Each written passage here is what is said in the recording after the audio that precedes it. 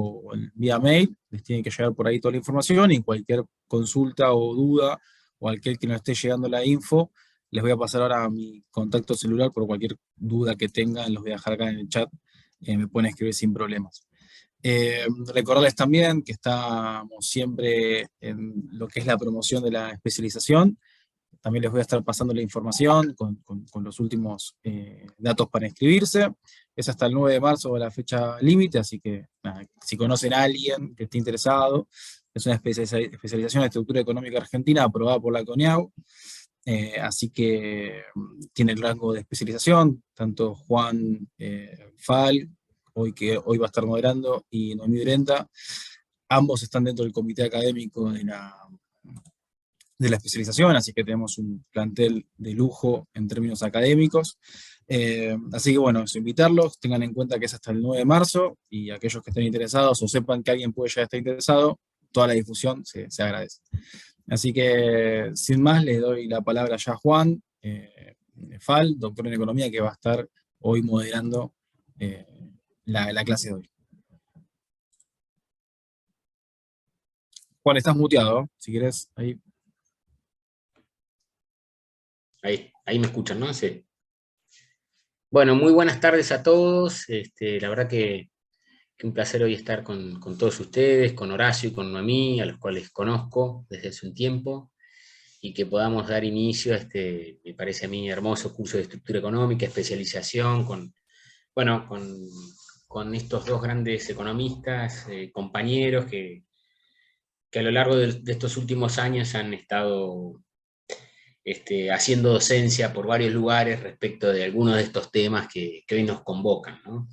Hoy la charla que van a estar llevando adelante este tercer encuentro, digamos, es sobre deuda externa, fuga de capitales y organismos internacionales, un poco su impacto en la Argentina, en donde, bueno, Noemí tiene grandes publicaciones sobre el tema. Yo recuerdo alguno que leí ya hace un tiempo, Argentina Atrapada, que creo que fue la tesis doctoral de Noemí, perdón, creo que en 1956-2006, que era sobre todo, era la relación del fondo o la intromisión del fondo en Argentina, muy, muy interesante, con pelos y señales, editado creo que por Macchi la primera, y después, bueno, fue editado por... Ediciones cooperativas. Ediciones cooperativas, tenés no razón. No encontré tenés razón. Primero ningún editor comercial, así que la pagué yo la edición, después sí lo editó Eudeva una vez que el libro se Acá lo tengo. Conocido. De Ediciones cooperativas.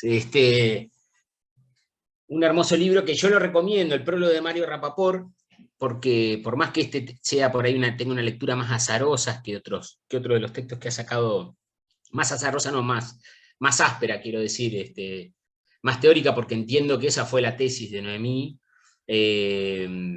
y ha tenido otras publicaciones que por ahí son más amenas a la lectura. Esta está llena de datos y a uno le permite, bueno, si se especializa en el tema, tener ahí un poco la relación del fondo con la Argentina desde el 56 hasta el 2006, con pelos y señales. Bueno, y Horacio Rovelli, al cual también conozco hace mucho, también un gran economista, quiero decir, Noemí, economista de la UBA y doctorada en la UBA, ¿no? También en economía. Bueno, y Horacio, doctor en economía, estudió economía en la UBA, economista de la UBA, y ha dado clases en sociales,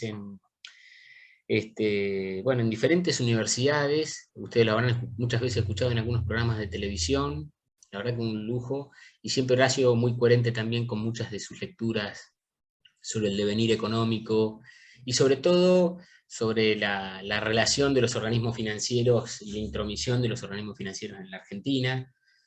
Horacio también fue en su momento, digamos, funcionario de los diferentes gobiernos, o no en todos, por supuesto, pero sí en muchos, y entonces conoce también la relación, y yo creo que eso lo hace aún más interesante, ya no solo desde el punto de vista teórico, sino desde la práctica, en lo que hace a la relación de los organismos financieros con la Argentina, ¿no? Recuerdo alguna charla con Horacio del rol del fondo, después Horacio la contará, con el primer equipo económico de Alfonsín, ¿no? Ahí Horacio la contará con pelos también detalladamente. Así que bueno, sin más, yo diría que cada uno comience. En realidad ustedes lo vinieron a escuchar a Horacio y a Noemí, así que no sé si te parece, Noemí, podés comenzar vos. Y bueno, y si les parece, como decía Julián, al final de la exposición damos lugar a algunas preguntas como para que nos podamos sacar dudas y demás. Bueno, Noemí. Bueno, gracias, Juan. Yo pensaba que iba a empezar Horacio. Ah, Horacio. Ah, bueno, perdón, Horacio. Como quieran ustedes. Arrancá vos, como ¿Comienzo ustedes yo? quieran. Bueno, arranco yo. Muchas gracias, Juan, por tu generosa presentación. Obviamente que el tema de la deuda es un tema condicionante de la economía argentina. Es un tema... nosotros tenemos 3 grandes endeudamientos en los últimos 47 años. 3 grandes endeudamientos. Y los 3 se han resuelto de diversa manera. El primero fue la dictadura militar. Por eso vos contaba la anécdota. Tuve la suerte de trabajar en el equipo de Greenpool, de Bernardo Greenpool. Y nosotros lo que proponíamos en ese momento era dividir la deuda entre legítima y ilegítima. O sea, lo fundamental para nosotros era dividir la deuda. Por ejemplo, si la deuda se había contraído para comprar un hecho para pelear en Malvinas, esa era la deuda pública. Después se podía revisar si hubo sobreprecios o no. Pero la que sí estábamos dispuestos a no aceptar eran los seguros de cambio. Después de los 49 días que estuvo como presidente del Banco Central, Domingo Felipe Cavallo, los estertores de la dictadura militar, cuando era presidente Reinaldo Vignoni, elegido por nadie, elegido por Reinaldo Vignoni y los 3 representantes de las Fuerzas Armadas, lo pone a Danilo Pastore de ministro, y a él como presidente del Banco Central, pero la función principal de él fue crear un instrumento por el cual un país que había sido derrotado en la guerra de las Malvinas, sin embargo se le aceptaba título de deuda externa, que hoy no nos aceptan. La Argentina no puede colocar título de deuda externa afuera, porque valdría menos del 30%, la lámina de $100 y valdría menos del 30% de ese valor. Entonces, sin embargo, ahí nos aceptaban los títulos nuevos emitidos de deuda, y que fue la forma que traspasaron la deuda a las empresas privadas, los grandes grupos económicos, Precompan, Macri, Bulgeroni, Ernest Young, Los Roca, todos, sin faltar ninguno, los Blaquier, todos le traspasaron la deuda al Estado, la pagaban en pesos, y el Estado la tenía que pagar en dólares, tomaba una deuda colocada en dólares, que tenía que pagar a 10 años al exterior. Bueno, ese traspaso, la deuda, eso es lo que don Bernardo Greenpool, el primer ministro de Economía que nombró Raúl Alfonsín, y que era el presidente de la Comisión de Economía de la Unión Cívica Radical de esa época, se negaba terminantemente a aceptar. Esto eclosionó el 18 de febrero de 1985, como cuento todas las veces, que el representante del Fondo Monetario Internacional, Joaquín Ferrán, le exigía a Greenpool que aceptara toda la deuda, que dejara de bromar con esto de investigar la deuda y que aceptara toda la deuda. Cosa que don Bernardo Greenpool, que era de Crucecita Avellaneda, hincha fanático independiente, lo sacó de las casillas. Tenía 58 años en ese momento Bernardo Greenpool, pero tenía presión alta. Lo sacó de las casillas y lo sacó a los gritos a Joaquín Ferrán de su oficina, la oficina del Ministerio de Economía de la Nación. Al día siguiente, el 19 de febrero de 1985, Alfonsín le pidió la renuncia para ponerlo a Juan Vital Churruy. Y ellos ya vinieron con un plan, ya armado con el Fondo Monetario Internacional, que fue el Plan Austral, que ese plan lo que hizo fue admitir el total de la deuda. Admitir el total de la deuda. ¿Y por qué decimos que el final fue distinto? Alfonsín hizo lo que el fondo quiso. Alfonsín hizo lo que los deudores que le habían traspasado la deuda con los seguros de cambio quisieron, que decían, no, vos aceptaste la deuda, nosotros te prometemos invertir, cosa que no hicieron. Y sin embargo terminó el 6 de febrero de 1989, el que era presidente del Banco Central de la República Argentina, José Luis Machinea, dijo que no tenía un solo dólar más para vender. Se había quedado sin reserva de libre disponibilidad, sin reservas netas. El dólar estaba a 17 australes con 62 centavos. Tiene que renunciar Churruy, asume Juan Carlos Pugliese, ya había pasado los 100 australes. El mismo en persona, Héctor Magneto, le pide la renuncia. Alfonsín le dice, usted se tiene que dar cuenta que ya estorba. Magneto le dice textualmente a Raúl Ricardo Alfonsín, teóricamente el presidente de la República, Magneto, presidente del Grupo Clarín, usted se tiene que dar cuenta que ya estorba, y lo obligan a renunciar antes. El 9 de julio del 89 asume Menem, el dólar ya estaba a 650 australes, y recién paró el 1 de abril del año 1991 con el plan de convertibilidad con 10.000 australes por $1. Pasamos de 17 australes con 62 centavos, 17 australes con 62 centavos, el 6 de febrero de 1989, cuando José de Machuña, presidente del Banco Central, dice que no tiene un solo dólar más para vender, a 10.000 australes el 1 de abril del 91 en un poco más de 2 años. En el interín, lo que frenó que siguiera corriendo el dólar, tuvimos que privatizar las principales empresas públicas, YPF, Aprecio-Vil, YPF, Somisa, que se la quedó Techín, la Caja Nacional de Seguro, SEGVA, Entel, Obras Sanitarias de la Nación, Gas del Estado, Ferrocarriles, Hidronor, Aerolíneas, todo. Bueno, esto fue cómo terminó esa ola de primer endeudamiento del Consejo. Continuó inclusive, porque las privatizaciones lo único que hicieron fue pagar una parte del capital, pero la deuda continuó, y continuó hasta el final de la crisis del 2001, que también pasó lo mismo. Ahí estuvo antes como ministro de Economía López Murphy, que pretendía privatizar el Banco de la Nación Argentina, envió un proyecto, asumió, estuvo 15 días como ministro de Economía, en ese interín envió un proyecto al Congreso de la Nación para privatizar el Banco de la Nación Argentina, todo para tratar de juntar dólares para poder pagar la deuda externa. Ahí donde Patricia Bullrich, ministra de Trabajo, redujo 13% los salarios, las jubilaciones y pensiones, los planes asistenciales, todo tipo de pensiones. Las asignaciones familiares redujo todo un 13%, con toda esta barbaridad que hicieron para honrar la deuda, y terminamos con las saciadas jornadas del 19 y 20 de diciembre del 2001. ¿Quién nos salvó? Néstor Kirchner. ¿Por qué? Porque Néstor Kirchner hizo 2 canjes, uno en el 2005 y otro en el 2010, que con una fuerte quita, una quita en promedio del 65%, o sea, canjeó esos títulos que estaban exigiéndonos que los paguemos, los canjeó, le hizo una quita del 65%, o sea, reconoció en promedio un 35% y alargó los plazos durante más de 20 años. Esta jugada de Néstor Kirchner de cambiar los títulos que nos exigían pagar con una fuerte quita por un lado, y haberle pagado todo al Fondo Monetario Internacional, pacientemente esperó los superávit comerciales de los 7 meses del año 2013, él asumió el 25 de mayo del 2003, los 7 meses del 2003 más del 2004, 2005, no teníamos los superávit que tenemos ahora, que ahora vamos a ver. Juntó 9.530 millones de dólares y eso le pagó al Fondo Monetario Internacional y nos sacó el 3 de enero del año 2006 la tutela del Fondo Monetario Internacional después de 50 años.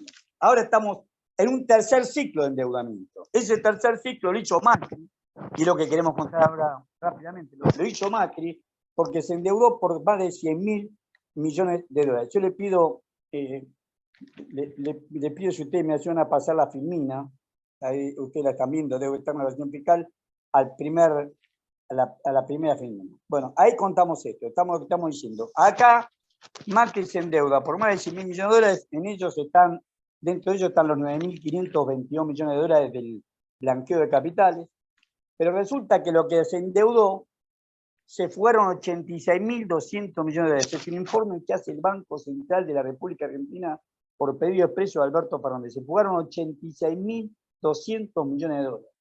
O sea, nosotros nos endeudamos por más de 100.000 millones de dólares. Y vos decís, bueno, hemos recuperado los puertos para Argentina, hemos recuperado los ferrocarriles, tenemos ferrocarriles modernos, tenemos una flota de aviación moderna, tenemos otra propia marina mercante. Se construyeron 1 millón de viviendas.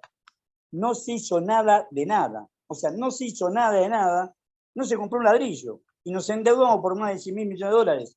Obviamente que esto fue fuga avalada por el gobierno, que fue el que la propició, por los que nos prestaban la plata, porque sabía que se le fugaba, y hasta por el Fondo Monetario Internacional, que en su artículo 6, esto lo va a expresar mucho mejor Noemí, que ha estudiado bien el tema, en su artículo 6 de Constitución del Fondo prohíbe expresamente prestarle a un país en un proceso de fuga de capitales, como era notorio que fue en el 2018, cuando nos presta el Fondo Monetario Internacional. Estamos en medio de una corrida cambiaria de proporciones. El dólar pasó de casi 20 pesos a casi 40 pesos, de abril a julio, 100% de devaluación, una brutal corrida cambiaria, y sin embargo se le prestó a la Argentina igual.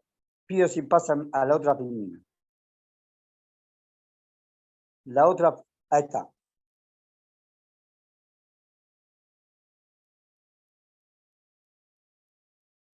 ¿Cómo hicieron esto? En primer lugar, lo que hizo violentamente, diciendo que el dólar estaba a 13 pesos, que era mentira, que estaba a 9 pesos con 10, como había dejado el gobierno de Cristina Fernández de Kirchner, estaba a 13 pesos porque el mercado blue decía que estaba a 13 pesos, le habló violentamente, sacó retenciones, solamente le dejó las hojas, etcétera, etcétera. Hizo algo peor de todo. Agarró y le permitió, nosotros teníamos un planteo que acá hice bien, un programa de consulta, operación cambiaria. Vos tenías que comprar dólares y tenías que consultar a la PIB. Lo sacó y también sacó el límite de $2.000 por persona. Esto no inició su gobierno Macri en diciembre del 2015. Para mayo del 2016 elevó esa posibilidad de comprar dólares a 5.000. Y para agosto, a 5 millones de dólares, a 5 millones de dólares. Y para agosto directamente eliminó toda restricción, como si cualquiera de nosotros pudiera comprar 100 millones de dólares. Era obvio que habían preparado todo esto para la fuga de capitales. Le pido, por favor, la otra filmina. La otra filmina. Bueno, el derrape del modelo macrista obviamente se veía venir. Estados Unidos subió la tasa de largo plazo al 3% y todos los bancos que habían financiado hasta acá colocaciones de título de deuda en Argentina fueron los primeros en fugarse. Se fueron esos bancos y aparecen, que ya estaban, pero estaban con una participación mucho menor, aparecen los grandes fondos de inversión. Se van estos bancos que estamos viendo acá en esta filmina y aparecen los grandes fondos de inversión. Ahí aparece, ya estaban, pero aparecen mucho más fuerte BlackRock, Pinco, Gran Mercy, etcétera, etcétera, en reemplazo de esto. La otra filmina.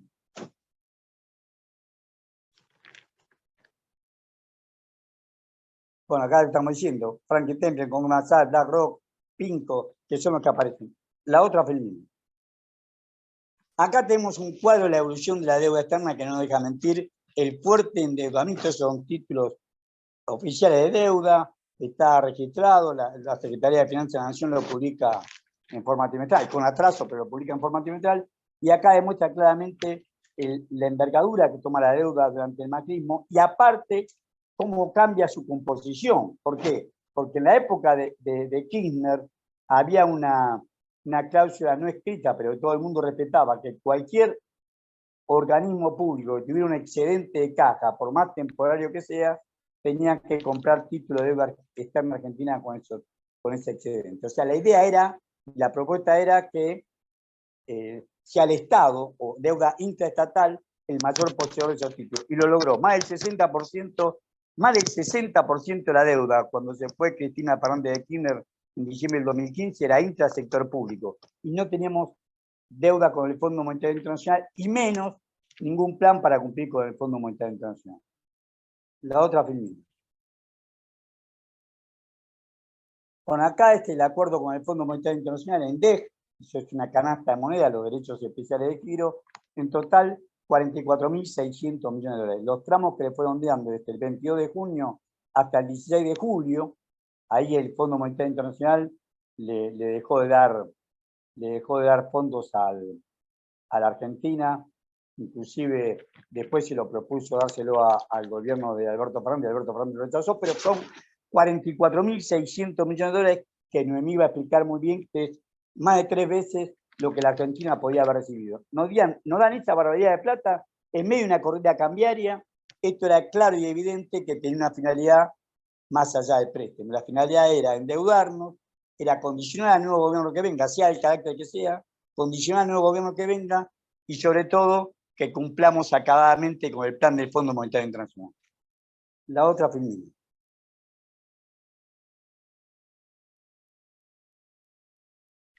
Bueno, Alberto Fernández comenzó con un discurso muy fuerte, hace discurso fuerte, después la práctica no lo amerita, pero hace discurso muy fuerte, comenzó diciendo que iba a investigar la deuda hasta las últimas consecuencias.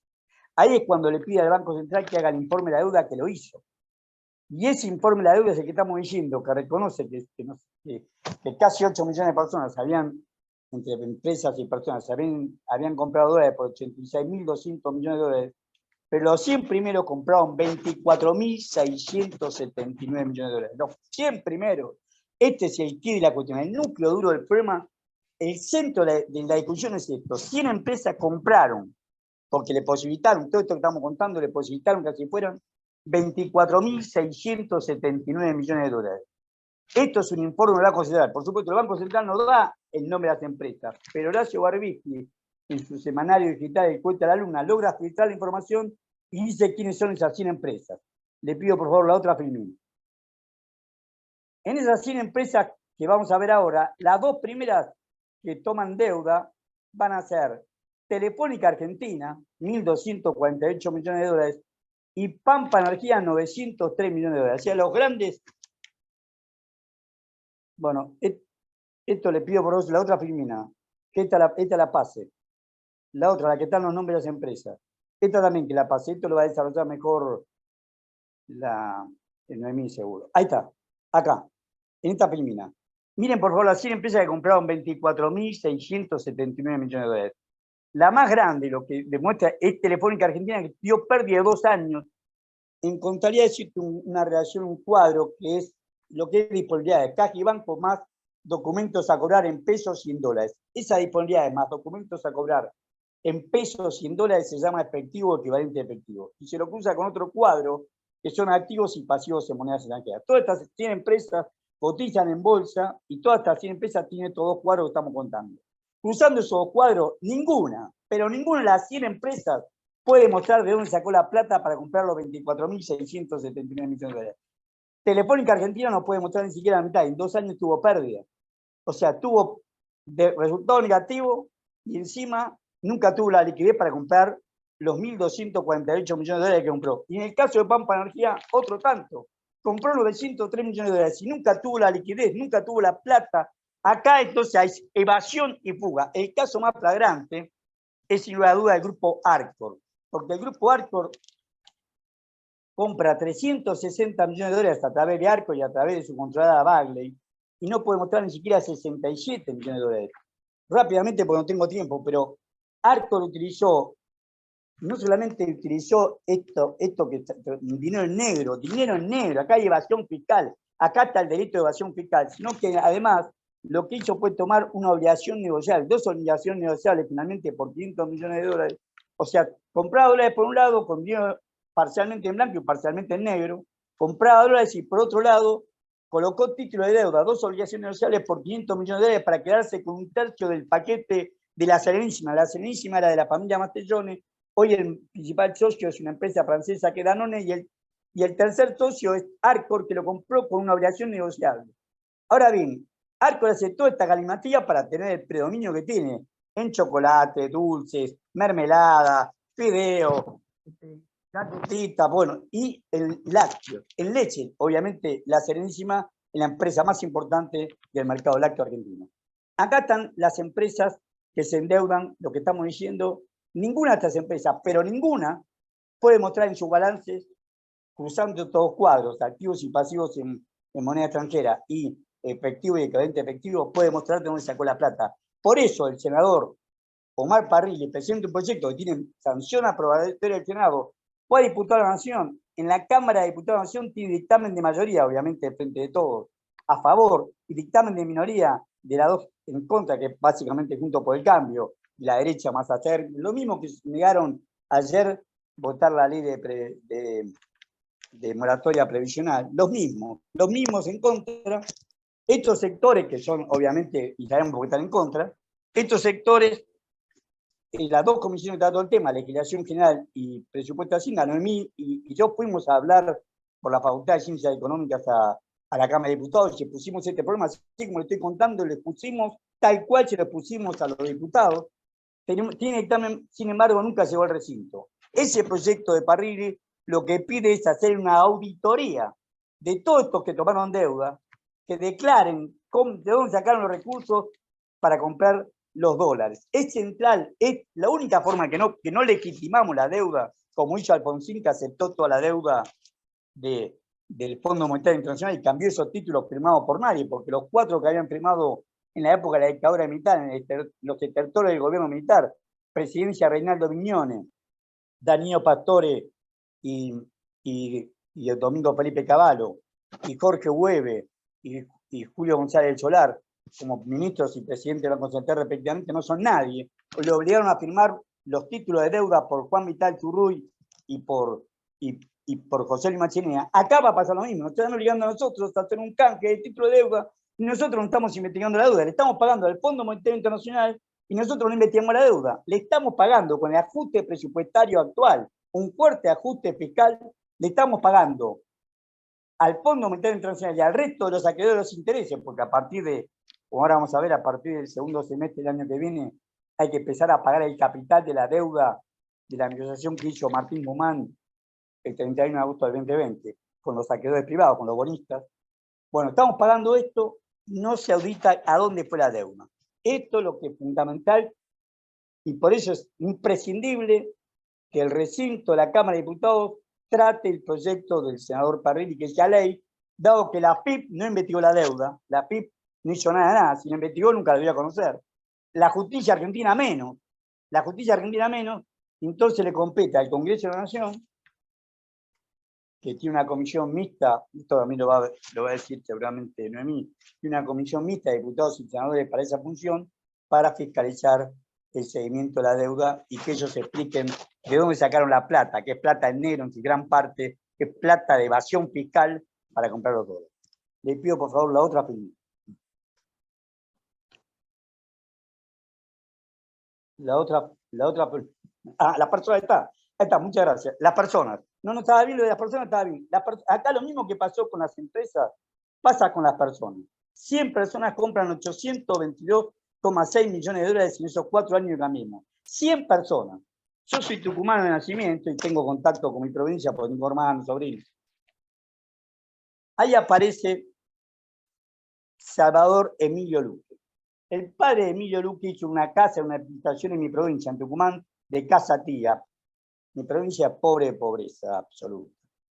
Que se llama Casa Luque. La mandó a la quiebra. Dejó 1.200 trabajadores en la calle. Le pagó el 60% de la indemnización ajustable por el índice de IPC del INDEC, el 60% en 13 cuotas a los 1.200 trabajadores, que le pagaba una miseria. Y aparece comprando 17.800.000 dólares. Le debe plata a la Dirección General de Renta de la provincia, al Banco Nación, le debe plata a todo el mundo, a proveedores que dejó de pagarle. Tapó a todo el mundo. ¿Y por qué no lo llama a la justicia? Porque si lo tiene que llamar a Emilio Salvador Luque por comprar 17.800.000 dólares y no declararlo en sus declaraciones juradas impositivas, no lo declaró. Acá es claro que no lo declaró. Tengo una sobrina que trabaja en la Dirección General de Renta de la provincia, la Dirección General de Renta de la provincia, y no lo declaró. Todo Tucumán sabe que no declaró esta plata. Los jueces admitieron que no lo declaró porque le dejaron pagar el 60% de la indemnización. Y lo mismo pasa seguramente con todo el resto. Los KIC de Santiago del Estero, los Eskenazi, los Balacopotit, los Grobo Copatel, todos estos tipos han comprado todos a nombre personal millones de dólares y no lo declararon en su declaración jurada. Si lo hicieron parcialmente. O sea que la auditoría tiene que agarrar no solamente los balances, sino también las declaraciones juradas de estos conspicuos compradores de dólares. En la gestión de Macri, acaba un festival de deuda que benefició a una minoría parásita y rentista y lo paga el pueblo argentino. Esto es lo fundamental que quiero decir. Y es lo fundamental del proyecto de Omar Parrilli. Y es lo fundamental que divide las aguas en la República Argentina. Si aceptamos mansamente, por no decir otro adjetivo, mansamente, esta estafa del pueblo argentino, o si en cambio, y en uso de atribución de la Constitución Nacional, se exige una auditoría realizada por el Congreso de la Nación sobre la deuda, tanto tomada por las empresas como tomada por las personas. Ahí veo el nombre de Mauricio Filiberti, socio de Villa Manzano. A ellos le tenemos corte de luz en el EDOR. Por una resolución de la Secretaría de Energía, que depende del Ministerio de Economía de la Nación, le condenan deuda con camisa. Ni siquiera ponen la plata para tener el mantenimiento del servicio eléctrico. Cuando ves quiénes son los que pugan, ahí aparece Mauricio Filiberti, entre los más grandes compradores de deudas a título personal. La otra feminista. ¿Qué es lo que estamos pidiendo? Con todo esto que estamos pidiendo. La FIP debería... ¿Qué debería haber hecho la FIP? La Administración Federal de Ingresos Públicos, que si lo hizo no lo sabemos, porque encima nos regimos por 3 leyes vetustas distintas militares.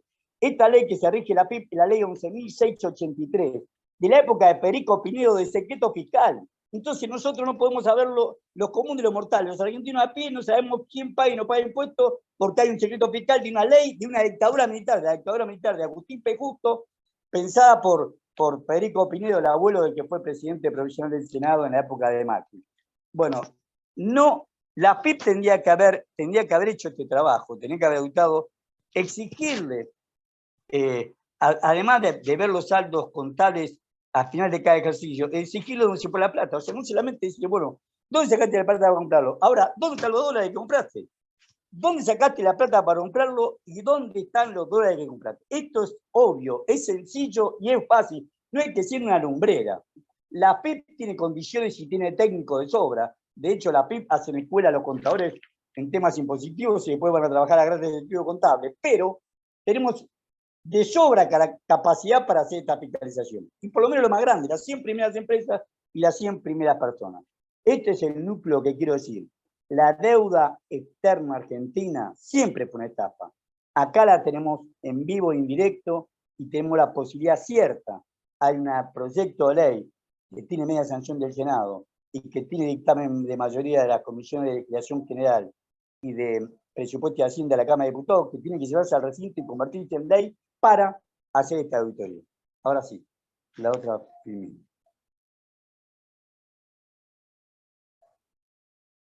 Bueno, el tema de las reservas internacionales. Nosotros no tenemos un problema.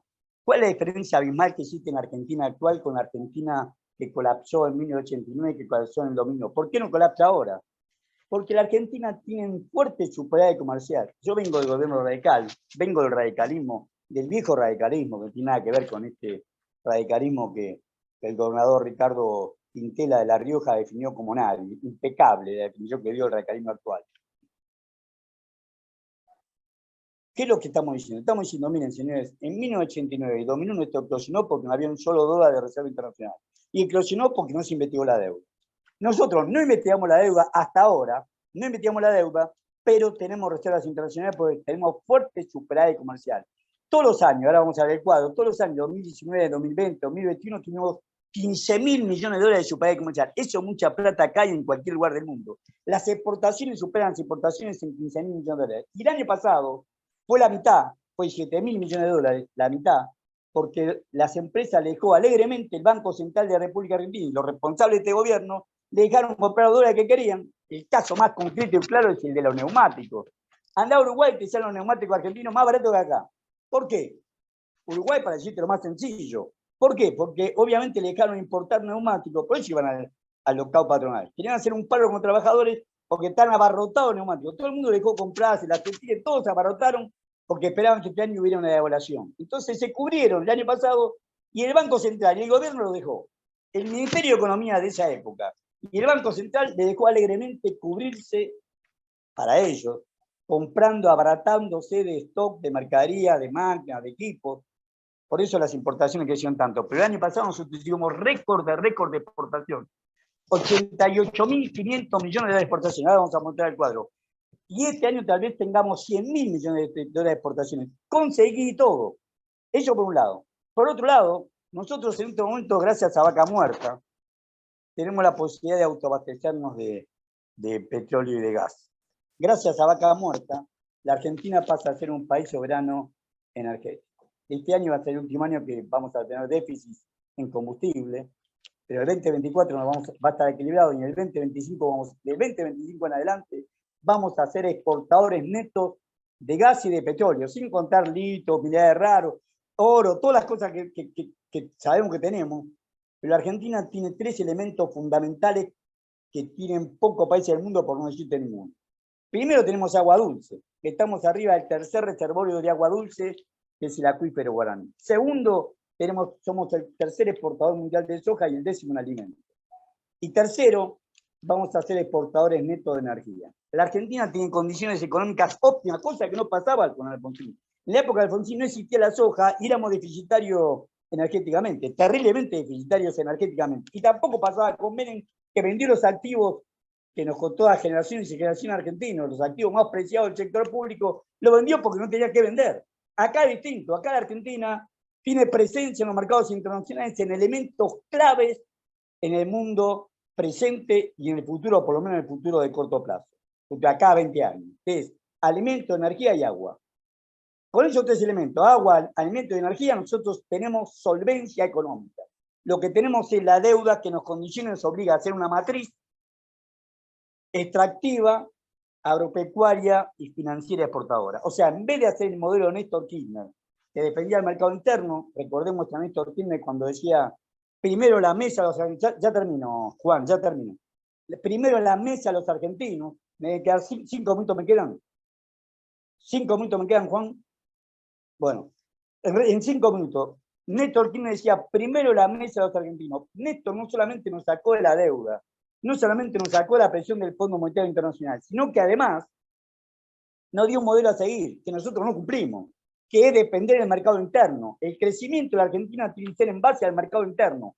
Primero, la mesa a los argentinos, decía. Recordemos cuando los 16 frigoríficos constituyen el consorcio ABC de carne, exportaron más carne que el cupo en el segundo semestre del 2005, en todo el año 2006, en todo el primer semestre del 2006 no le dejó vender un gramo de carne. Y puteaban los periódicos rioplatenses, los Constantini, los Coto, los Federico Brown de la Anónima, los brasileños Magre, Kiko, Freboy, puteaban todos, pero Néstor se mantuvo firme y no le dejó vender un solo gramo porque había infringido el cupo. Eso es lo que tenemos que hacer, un gobierno que defienda el mercado interno. La matriz que nos están imponiendo con el acuerdo con el Fondo Monetario Internacional es una matriz que los beneficia a ellos y beneficia a esa minoría y beneficia a esa minoría parásita y rentista que fueron los que fugaron capitales siempre, con la dictadura, con Menem, se aprovecharon de las privatizaciones y ahora con Macri. Y lo beneficia a ellos y nos perjudica a todos nosotros. Ahora sí, la otra film. Ya termino, Juan, ya te libero de todo. No, no hay problema. La otra primera, bueno, esto es las reservas internacionales, la meta con el fondo. Son incumplibles las metas con el fondo. Nosotros el año pasado cerramos bien el año 2022. Es más, 25 millones de dólares más de reservas netas, porque brutas son 43 mil millones, pero netas eran 7.325 millones de dólares y la meta era 7.300. ¿Por qué? Porque utilizó el dólar soja, entonces la liquidación del dólar soja le permitía acumular rápida reserva. Este año, para que vean cuál es la función del Banco Central, nefasta, había que aumentar solamente 500 millones de dólares. Teníamos 7.325, había que llegar a 7.825 el 31 de marzo. El gobierno vendió en enero y febrero, ya tenemos el dato, el Banco Central vendió 2.500 millones de dólares de las reservas netas. ¿A quién se lo vendió? ¿Y por qué se lo vendió? O sea, hay que poner la lupa ahí. Nosotros tenemos verdaderos talón de Aquiles, pero son visibles. No es que es una cosa que hay que lucurar. Es claro como el agua. El Banco Central ha sido responsable, teniendo su superávit comercial permanente, ha sido responsable de vilipendiar nuestra reserva de libre disponibilidad, vendiéndosela. Yo les contaba lo del grupo ARCO, que fui a decir al Congreso lo que voy a decir ahora. Y con esto termino, Juan, de broma, tomen, toma. Sí, voy a decir esto que voy a decir ahora, dije el Congreso de Nación. Se endeudaron con esas dos obligaciones negociables, la pagaron con tipo de cambio oficial. Compraron los dólares al tipo como oficial del Banco Central. El Banco Central sabe que ellos compraron 360 millones de dólares porque el Banco Central hizo el informe. El Banco Central hace el informe, demuestra que este grupo compró 360 millones de dólares, ni siquiera se molestan en averiguar de dónde sacaron la plata para comprarlo, y sin embargo, el Banco Central le vendió a 62 pesos en diciembre de 2019 hasta 130 pesos en abril, que fue el último pago, en abril del 2022, le vendió al tipo de cambio oficial de 62 pesos a 130 pesos en abril, 500 millones de dólares al grupo Arcor para que pague su deuda. Esto demuestra cabalmente el Banco Central incumple con la ley 19.359, que es el régimen penal cambiario, porque no hace respetar que la autoridad cambiaria es el Banco Central. Y le vende al tipo de cambio oficial 500 millones de dólares, esto es lo que fui a decir al Congreso de la Nación, a la Cámara de Diputados. Noemí estaba sentada al lado mío, o yo estaba sentado al lado de él. 500 millones de dólares le vende al tipo de cambio oficial a 62 pesos en diciembre del 2019 y 130 pesos el último pago que hizo en abril del 2022, le vende al tipo de cambio oficial cuando ellos habían comprado 360 millones de dólares. Jamás se le ocurrió decirle a Pagani, que es el CEO, el dueño de mayor accionista del grupo Arcor, a Pagani, ¿por qué utilizar la plata que compraste vos para pagarlo y yo te pago el resto? Jamás, ni siquiera eso. Bueno, los últimos cuadros son el cuadro de exportaciones y la deuda que nos espera, y con esto termino. Juan, si pasás esos dos cuadros, el cuadro de exportaciones que dije,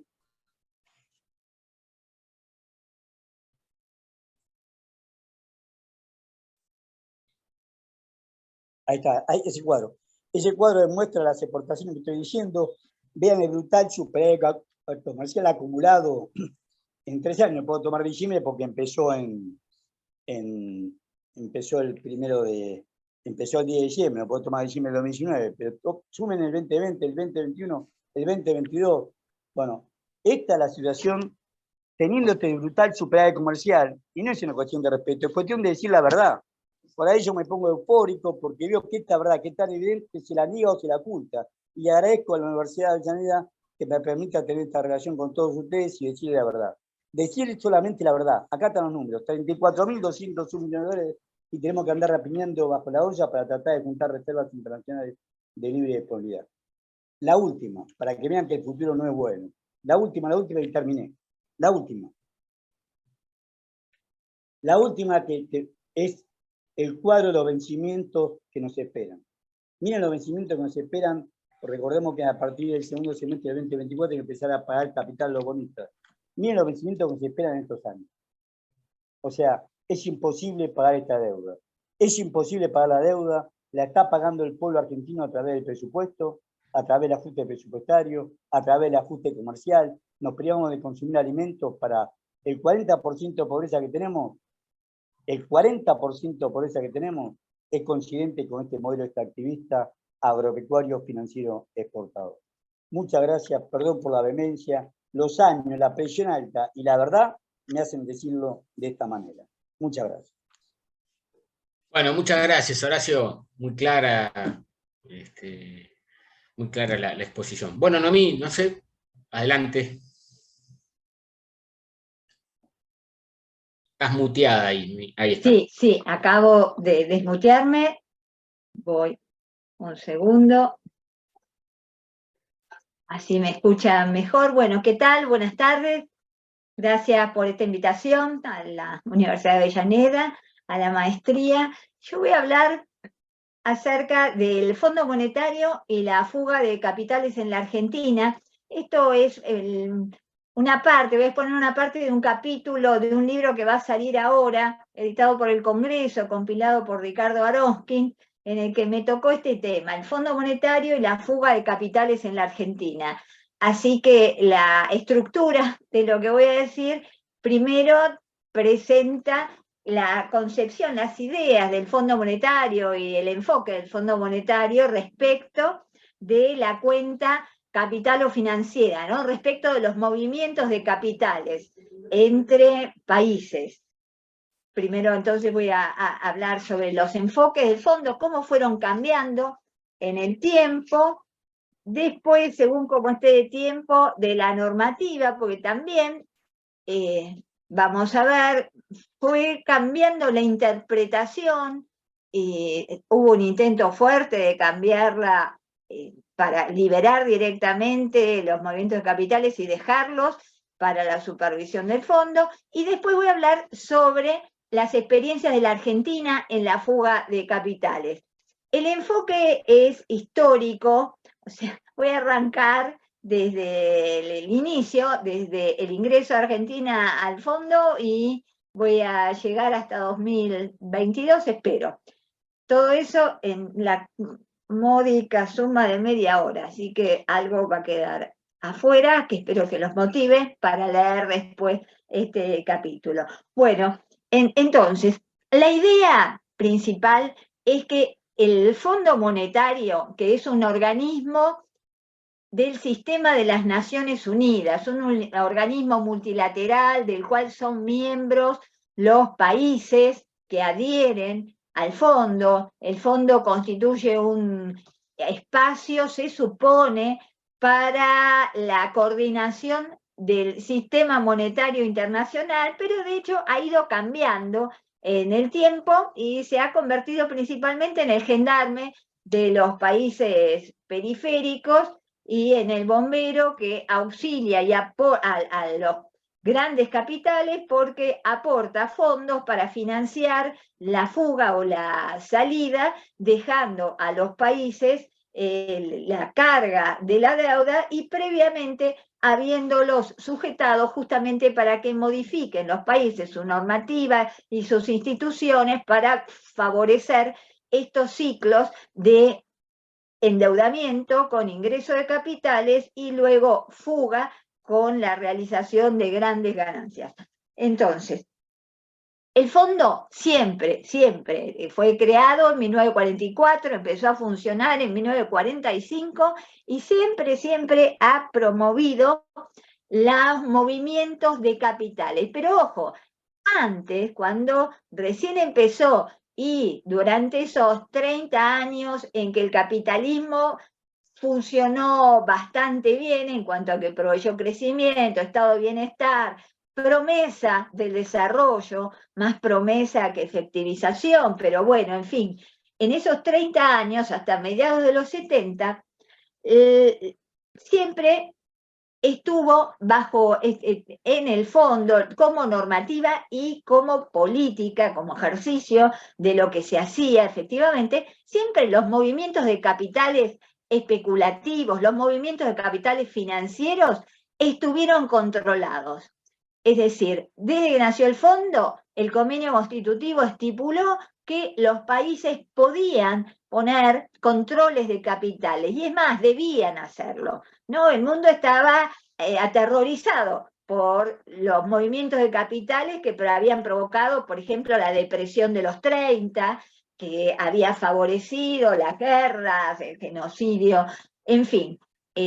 Entonces, esos primeros años, la fuga de capitales era mucho más reducida, estaba mal vista teóricamente, y el fondo se concentraba más bien desde el lado de la inversión, en la inversión externa directa, en hacer que los países se abrieran para recibir inversiones extranjeras de los países avanzados en activos, en empresas nuevas, en lo que es inversión. Lo que digo, inversión externa directa es la posesión o la toma de posesión de un activo en un país por parte de un no residente con el ánimo de quedarse en el tiempo con ese activo, de permanecer con ese activo en el tiempo y participar en su gestión. Por ejemplo, una empresa extranjera que aquí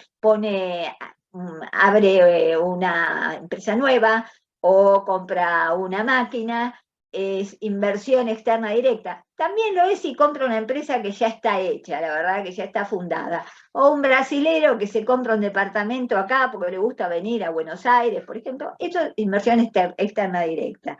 Ahora, las políticas del fondo fueron cambiando en el tiempo a medida que se intensificaron los movimientos de capitales. Y esto ya empezó a pasar en la década de 1960, por distintos factores, por los petrodólares, por las emisiones, las grandes emisiones de dólares, por los eurodólares, después por las grandes emisiones de Estados Unidos para financiar sus programas bélicos, la guerra de Vietnam, los programas sociales frente a las protestas. En fin, no voy a alargarme en esto, pero sí quiero mencionar que antes del cambio de paradigma hacia el capitalismo financiero, durante el capitalismo industrial, los que tenían más problemas con el sector externo eran los países avanzados. Los países periféricos siempre teníamos problemas con el sector externo, porque de por sí tenemos estructuras productivas desequilibradas, patrón de comercio exterior inestable, pero en esos años, finalizando los años 60, los que sacaron mucha plata del fondo, los que obtuvieron grandes préstamos del fondo, fueron, por ejemplo, Gran Bretaña y Francia, porque tenían grandes déficits comerciales principalmente, y también tuvieron que devaluar sus monedas. La devaluación de la libra en el 1967 fue un escándalo, la del franco en el 69, y ¿qué les voy a decir? La del dólar en 1971, que sale de la convertibilidad con el oro, y directamente en 73 la flotación de todas las monedas, que es lo que da inicio a la financiarización. La cuestión es que el fondo, ante estos episodios, actuaba como vergonzosamente, sí, financiando fuga de capitales. Los fondos del fondo se usaban para la fuga de capitales, pero trataban de disimularlo. De hecho, en los informes, en los acuerdos, decían que la plata era para estabilizar estas monedas que se estaban devaluando, nunca aceptaban que era para directamente la fuga de capitales. Ahora, las funciones del fondo de regulación de los sistemas cambiarios desaparecieron en la década del 30, del 70, por lo menos la regulación de los tipos de cambio fijo, y empezaron, como decía, empezó la gran inestabilidad cambiaria. Le doy un número, por ejemplo, el dólar respecto del oro.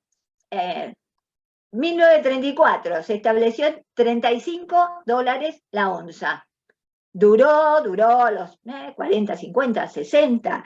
De repente, en 1971 empezó, como dije, la devaluación. En 1980, directamente, el dólar tenía una paridad con la onza de oro de 455. Se había ido de 35 en el 71, había estado subiendo hasta 455, más de 10 veces la devaluación. Esto para que tengan una idea del descalabro que fueron los años 70 y 80, y a partir de esos años, a partir de los 70, con tanta liquidez por los petrodólares, los eurodólares, como decía, las emisiones de Estados Unidos, esa liquidez se orientó a los países periféricos, en realidad para que los países avanzados no se tuvieran que hacer cargo del descalabro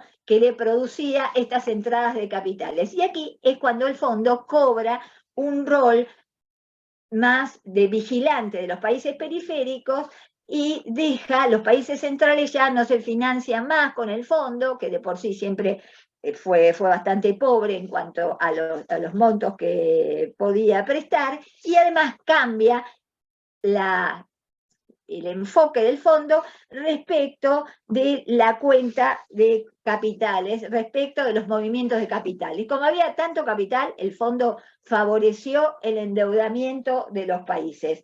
Y cuando digo lo favoreció, lo digo no por una cuestión conspirativa, sino basada en los archivos, directamente en la reunión de 1974, en la Asamblea Anual del Fondo, se decidió, la Junta de Gobernadores, que viene a ser como la Asamblea General de una sociedad, se decidió que esos excedentes, en ese momento 60.000 millones de dólares de la plétora de capitales, se dirigieran a los países periféricos, supuestamente para fines de desarrollo, pero en realidad era, como dije, para que no les pasara a los avanzados lo que nos pasó a los periféricos. Entraron capitales prestados a muy bajas tasas de interés y llegó un momento en que la deuda estaba muy por encima de la capacidad de pago de los países. Los capitales que entraron nos atrasaron los tipos de cambio, nos desindustrializaron junto con las políticas neoliberales implementadas en esa década donde primaban las dictaduras, y nos dejaron la posición que contaba Horacio cuando subió Alfonsín, en particular el caso de la Argentina, con una deuda externa que había crecido, se había multiplicado por 5, mientras el Producto Bruto no se había multiplicado ni por 2. Y las exportaciones ahí nomás. Entonces nos quedamos con esa capacidad de pago totalmente diezmada, y en las manos, desde 1982, en las manos del fondo, que para esta altura ya estaba desplazado por el rol de velar por la estabilidad monetaria internacional. La estabilidad monetaria internacional se discutía entre los países avanzados, por afuera del fondo, mientras que el fondo se ocupaba de ajustar a los países periféricos, que estábamos muy endeudados, Argentina tercer país más endeudado del mundo, y terciaba en favor de los bancos acreedores. Entonces, en ese momento, los préstamos del fondo fundamentalmente, ¿para qué servían? Para pagar a los acreedores, para pagar capital a los bancos acreedores, y así todo no alcanzaba ni lo del fondo, ni las vaquitas que se armaron con distintos actores para que la Argentina pudiera afrontar los vencimientos. Y el problema no era tanto que la Argentina afrontara los vencimientos, sino que los bancos no tuvieran que previsionar o pasar a pérdida los grandes préstamos que nos habían hecho a nosotros, a Brasil, México, Venezuela, en fin, 360.000 millones de dólares en préstamos de los años 80, ¿no? O sea que a plata de mucho más que los bancos no tuvieran que pasar a pérdida porque tenían riesgo de quebrar por esta gran exposición que tenían en estos mercados. Entonces, aquí el fondo, ya en la década del 80, abiertamente aboga a favor de los movimientos de capitales, y en la década de 1990 directamente a favor de la desregulación de los movimientos de capitales en el marco ya aquí del post-fin de la Guerra Fría, del unilateralismo, de la expansión global del capitalismo después del fin de la Guerra Fría y el avance de la financiarización. La apertura financiera global que el fondo promovió en los 90 llevó a incorporar la debilidad de la cuenta capital para pedirle el financiamiento al fondo. Antes solo se podía pedir financiamiento al fondo si uno tenía un problema de cuenta corriente, básicamente un problema de déficit comercial, que es la cuenta más importante de la cuenta corriente para estos países. Ahora ya en los 90 el fondo incorporó que se podía pedir también si un país tenía problemas con la cuenta capital. Inventó ahí líneas de préstamos, que no son exactamente préstamos, pero digámosle así técnicamente, para facilitar esto. El grueso de los préstamos del fondo en la segunda mitad de los 20 fue para atender las crisis, de los 90, para atender las crisis, la mexicana, la rusa, la asiática, la turca, la coreana, la argentina, en fin, esto en los años 90, y tuvo a la liberación de la cuenta capital como tema permanente en sus publicaciones, en sus eventos. Cuando el fondo quiere subir algo, cuando digo el fondo en realidad me estoy refiriendo a los que cortan el bacalao en el fondo, a Estados Unidos y a los países del G7, que son los que pueden subir los temas a la agenda. Cuando escuchamos, por ejemplo, uy, mira, el fondo pide la reforma laboral, la precarización laboral. No es el fondo autónomamente que lo pide, aunque las burocracias están acorde con estas ideas. Siempre esto viene a partir de los mandantes del fondo, de los principales miembros, principalmente de Estados Unidos, cuando pide la apertura de capitales. ¿Para quién es? Es para que se beneficien los grandes capitales, que fundamentalmente son de los residentes de los grandes países y tienen capacidad para presionar a los gobiernos de los países grandes, a los congresos, para que voten determinadas leyes, para que en el fondo esos países, representantes de esos países, suban ciertos temas a la agenda. Por eso decía que la apertura de la cuenta capitales es uno de estos temas que se subió a la agenda en los 90, la exigencia de la apertura de la cuenta capital como condicionalidad de los acuerdos del fondo, además de otros temas que acabo de mencionar y que hay que tener en cuenta, como la precarización laboral y las privatizaciones, en fin, todo lo que son los temas del consenso de Washington. Ahora, el accionar del fondo, cuando aportó capitales para la fuga en todos estos países y regiones en crisis en los 90, fue muy criticado por derecha y por izquierda. Por derecha, porque le decían los fondos de los carpinteros y plomeros norteamericanos, no sé si se acuerdan de eso, van a parar a los que prestaron irresponsablemente. Eso eran las críticas por derecho. El Fondo Monetario no es capaz de prever las crisis y cuando actúa las empeora. Porque además los activos, las empresas, bajan de precio en un país en crisis. Entonces los activos también de la economía real disminuyen de precio.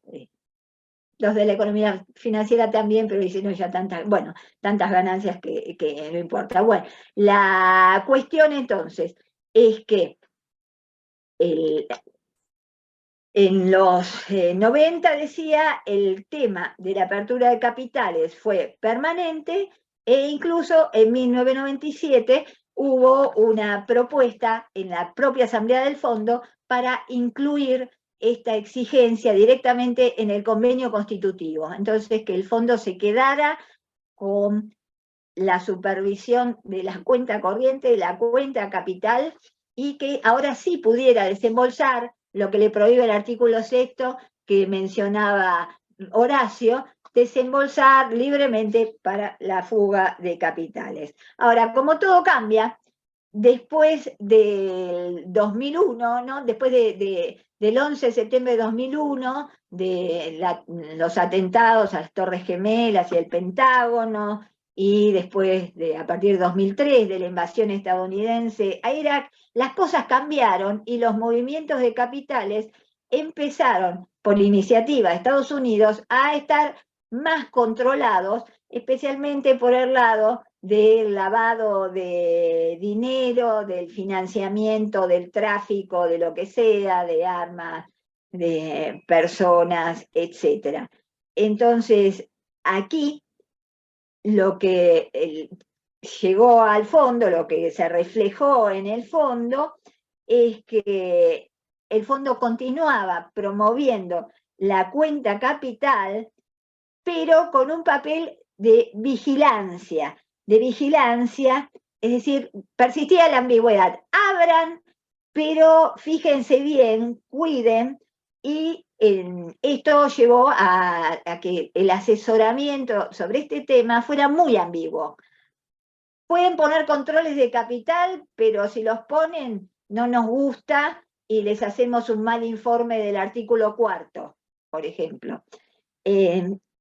Hubo aquí un informe de evaluación sobre el enfoque del fondo, de la Oficina de Evaluación Independiente, sobre el enfoque del fondo para la liberalización de la cuenta capital, y en suma lo que se vio fue que el personal del fondo seguía en esta misma línea a favor de la liberalización, pero que se había vuelto menos prescriptivo.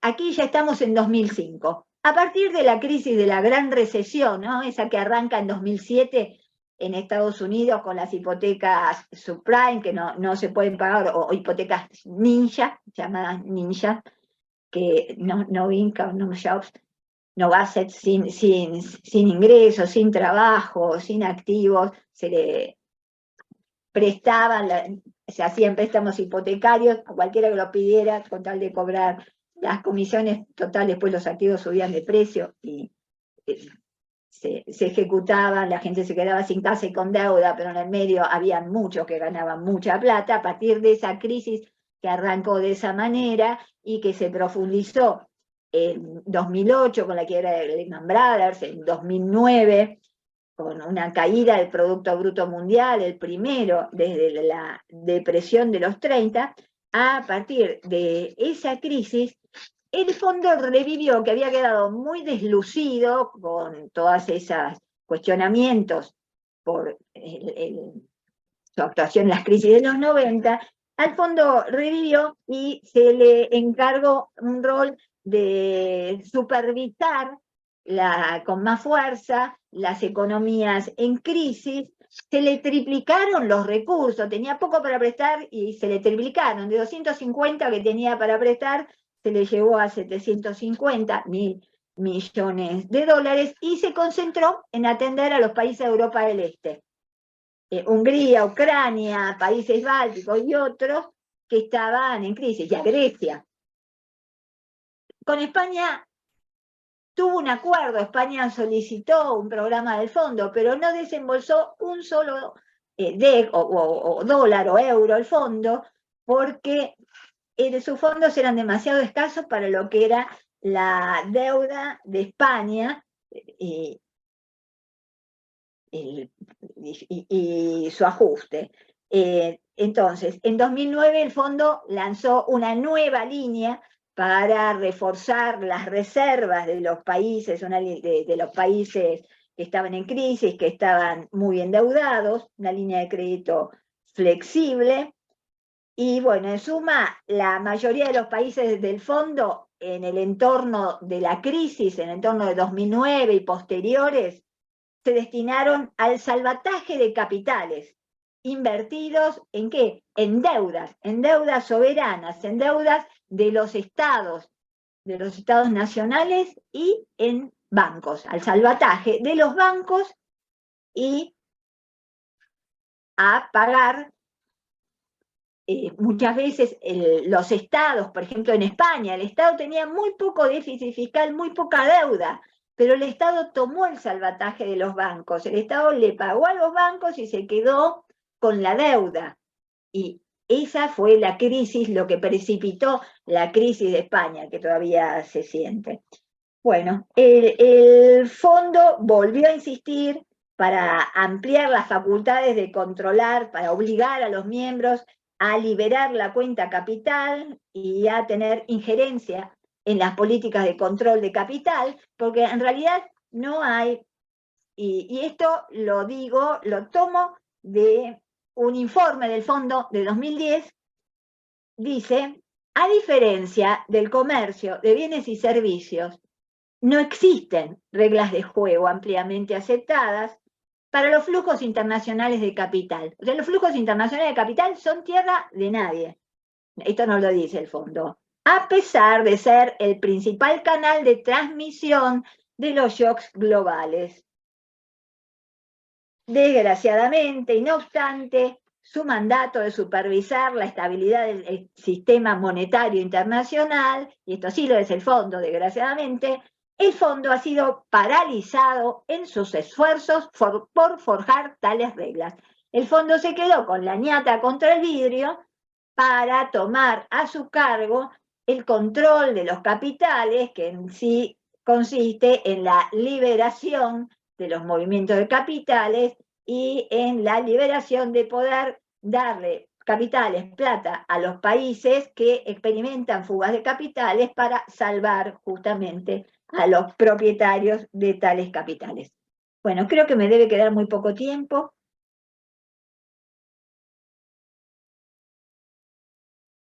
No sé cuánto me queda, Juan. No, sí, Noemí, si querés, no sé, 5 minutos más y 5 minutos vas más, cerrando, ¿te Richard, parece? Me parece perfecto. Bueno, entonces, para terminar, de la crisis argentina ya lo Horacio, así que no voy a hablar de la crisis argentina, voy a mencionar 2 cositas nomás, sí, que el fondo se quedó, como decíamos, con las ganas de controlar, de tener a su cargo ese tierra de nadie que son los movimientos de capitales, y uno dice, ¿por qué no un organismo, alguien que controla los movimientos de capitales? Porque los controlan a favor de los propietarios de los capitales y no de los países, y en 2012 publicó su visión institucional que actualizó en 2022. Así que tenemos bien fresquita la actual visión del fondo sobre la visión institucional del fondo. Lo que dice básicamente sobre la liberación y los flujos de capitales, dice que los flujos de capitales son beneficiosos, pero es cierto que a veces importan riesgos que requieren medidas transitorias de control mientras pasa el peligro o el país llega a la desregulación financiera después de una serie de pasos, que no lo puede hacer de hoy para mañana, pero sigue teniendo en la mira la desregulación financiera. En 2022 amplió el fondo la nueva visión institucional, amplió las circunstancias bajo las cuales los países puedan restringir preventivamente las entradas de capital y estableció un tratamiento especial para algunos tipos de medidas de control de capitales, como las tomadas por razones de seguridad, por medidas de antilavado de dinero, para combatir el financiamiento del terrorismo, o los resultados de acuerdos de cooperación internacional contra la elusión y la evasión fiscal. Y aquí es donde entra el acuerdo de la Argentina con Estados Unidos contra la elusión y la evasión fiscal. O sea que este acuerdo entra en la nueva visión institucional del fondo. Este es un acuerdo de Estado a Estado, no es un acuerdo de Argentina con el fondo, sino de Estado a Estado, pero que implica un control de los movimientos de capitales que entra en esta visión institucional del fondo. En fin, este tema es importante para la Argentina, y finalmente termino diciendo que la Argentina tiene mucha lamentable experiencia de recibir capitales del fondo destinados a la fuga de capitales. El último fue el de 2018-2019. Si uno chequea las entradas, los desembolsos del fondo que van a parar a las reservas internacionales del Banco Central y cómo estas vuelven a bajar, siempre coinciden los montos y las fechas. Todos los 44.500 millones de dólares del fondo se fueron en fuga de capitales. La evaluación que hizo el Fondo Monetario en diciembre de 2021, esa evaluación ex post del stand-by, del acuerdo stand-by que le dieron a Macri, decía que efectivamente había sido usado una parte de los recursos, no decía tan así, pero lo decía bastante explícitamente, para la fuga de capitales, y que el fondo debería haber pedido medidas de control y también una renegociación de la deuda para que no llegara a los extremos dramáticos a los que llegó. Bueno, nada más. Bueno, Noemí, muchas gracias. Bueno, les agradecemos a Horacio, a Noemí, bueno, y a Julián por ser el organizador de todo esto, y por supuesto a todos los presentes que han sido un montón en este día de corte de luz en nuestro país. No sé cuántos participantes tenemos, Julián. Y había 180 ahora. 180, impresionante. Bueno, si les parece, le traslado una pregunta a Horacio y otra pregunta a Noemí, y respondemos y damos, si te parece a vos también, Julián, un poco por lo que habías planteado al inicio de esta charla, el cierre un poco de este tercer encuentro, ¿te parece? Perfecto.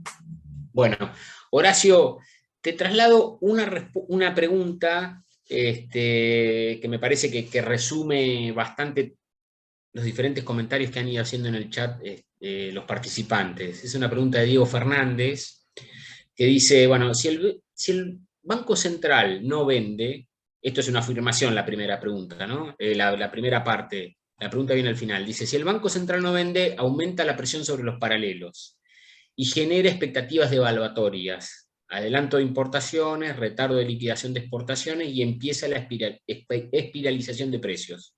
¿Cómo se evita eso? Si te parece, respondemos esta primera pregunta y después la pregunta para Noemí.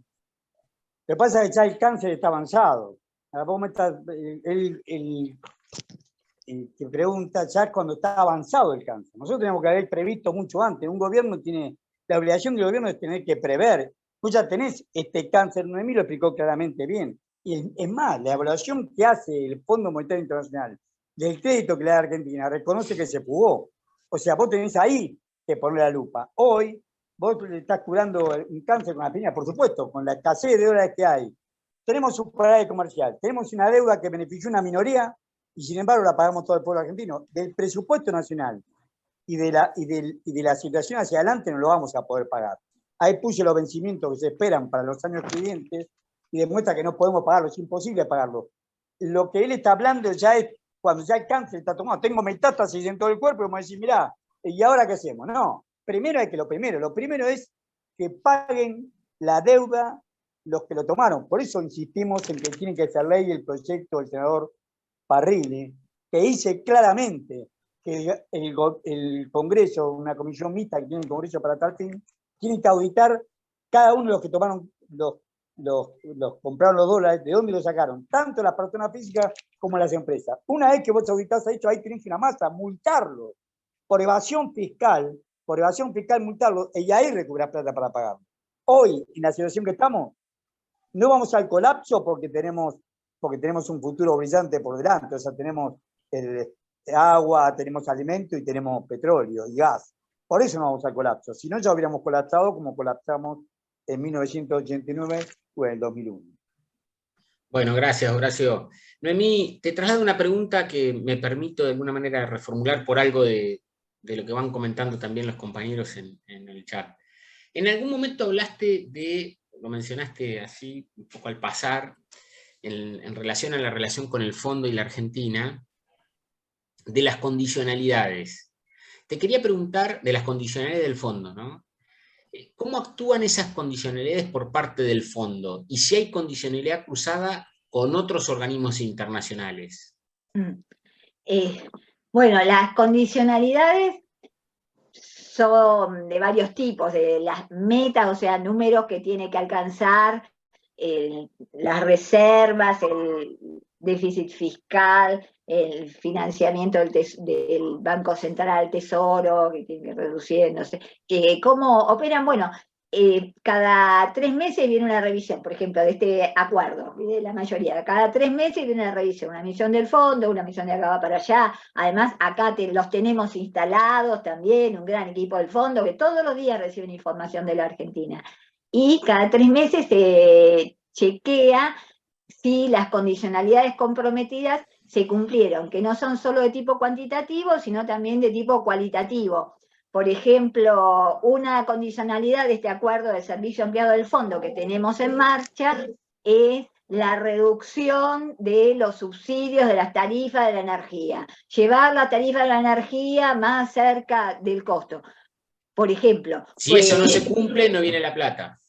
Si eso no se cumple, hay que pedir un waiver, una dispensa. La dispensa significa cambiar una condición por otra y que generalmente es más dura, por eso es bueno evitar la dispensa. Hicieron muy bien ahora en evitar tener que pedir un waiver para el incumplimiento del objetivo de las reservas, que en la 4ª revisión ya está. Pero, y si no, no viene la plata, si no el desembolso pasa lo que pasó en febrero de 1989 con el Banco Mundial, o lo que pasó en diciembre de 2001 con el Fondo Monetario. De nuevo un desembolso porque consideró que las condiciones no se habían cumplido, ¡pum! No vino la plata, y la plata es importante porque son dólares y también porque es como el sello verde de que la política económica va a seguir favoreciendo a los sectores a los que favorecen. No sé si me quedó alguna parte de la pregunta sin contestar. No, y si existe condicionalidad cruzada con otros organismos. Me refiero a esto, si el banco, por ejemplo, que el fondo diga, porque los míos lo cumpliste, pero la del banco no, entonces no aparece tampoco la plata. Bueno, en el del fondo no, hubo mucho tiempo condicionalidades cruzadas, como vos decís, no le cumpliste este organismo, entonces no le cumplís, consideramos que estás en default. Claro, lo que hay es con los contratos que se renegociaron del canje de 2020, que si se cae en default por más de 60 días, pueden darse por caídos los contratos. Bueno. El BID el Banco Interamericano del Desarrollo establece default cruzados, cross default también. Bueno, la verdad que felicitarlos a ambos, la verdad que una clase súper clara y muy instructiva y ha sido un lujo y un gusto grande. Muchas gracias. Bueno, un lujo a ustedes y muchas gracias por... Bueno, ya se verán en el 4º encuentro, entiendo, ¿no, Juli? Exacto, sí, sobre industrialización y matriz productiva, con Débora Giorgi y Agustina Gallardo. Así que les pasamos mañana toda la info. Gracias, Juan, gracias, Noemí. Bueno. Nos vemos. Muchas gracias.